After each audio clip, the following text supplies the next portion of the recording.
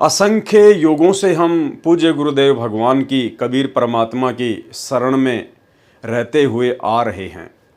लेकिन हर बार हम लोग एक ही गलती कर जाते हैं, और वो गलती है उस वक्त वो कबीर परमात्मा जो सतगुरु रूप धारण करके आता है, गुरु रूप धारण करके आता है, अपने नूरी तेजपुंज वाले शरीर के ऊपर एक हल्का और कोट धारण करके आता है, हम इंसानों जैसा इंसान बन के आता है, एक आम व्यक्ति जैसी लीला करता है। हम उस वक्त उस पूर्ण परमेश्वर को सतगुरु रूप में ना पहचान कर हम किसी और को ही भगवान मानते रहते हैं, जिस कारण से असंख्य युगों से इस परमेश्वर की शरण में रहते रहते भी हम आज तक मोक्ष प्राप्त नहीं कर पाए। और वर्तमान में गुरुदेव ने सबसे पहले हमें यही बात समझाई कि जो गलती तुमने 650 साल पहले की थी वो गलती आज मत दोहराना। और 650 साल पहले सबसे बड़ी गलती थी गुरु को परमात्मा ना मानने की गलती। परमेश्वर ने बार बार अपने सत्संगों में हम समझाया। एक छोटा सा सत्संग आपको सुनाएंगे जिसमें परमेश्वर कह रहे हैं कि 650 साल पहले तुम्हें जो सुख हो रहे थे उस आधार से तुम केवल ऊपरी मन से, केवल जुबान से अपने गुरु को परमात्मा कहते थे कि हमारे गुरुजी तो परमात्मा आए हुए हैं, हमारे गुरुजी तो भगवान हैं। और परमात्मा कहा भी करते थे 650 साल पहले कि भाई आप मुझे परमात्मा नहीं मानते, लेकिन हम कहते नहीं, हम आपको परमात्मा ही मानते हैं, हम आपको भगवान ही मानते हैं। लेकिन अंतर्यामी से कुछ भी छुपा हुआ नहीं था। उन्हें पता था कि ये ऊपरी मन से मुझे परमात्मा परमात्मा कह रहे हैं, लेकिन इनके अंदर बिल्कुल भी जगह नहीं है। सुनिए सत्संग। परमात्मा ने ये देखना चाहा कि ये मेरे विचारों को से कितने परिचित हैं, इनके अंदर कुछ दृढ़ता भी है जो ये बोलते हैं कि हम तो मोक्ष चाहते हैं, हम आपके अतिरिक्त किसी को नहीं चाहते हैं, आप हमारे परमात्मा हो, आपसे हमें वो सुख मिले हैं जो हमें कहीं पर भी प्राप्त नहीं हुए थे।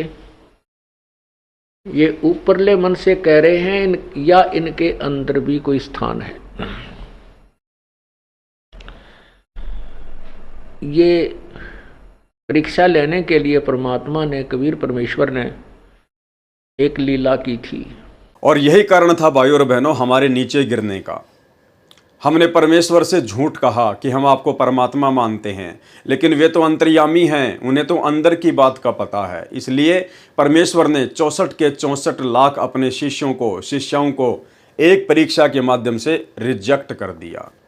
और आज वर्तमान में सतगुरु रामपाल जी भगवान स्वयं वो कबीर परमात्मा सतलोक से अवतरित हैं, सतलोक से इस मृतलोक में प्रकट हैं, विद्यमान हैं।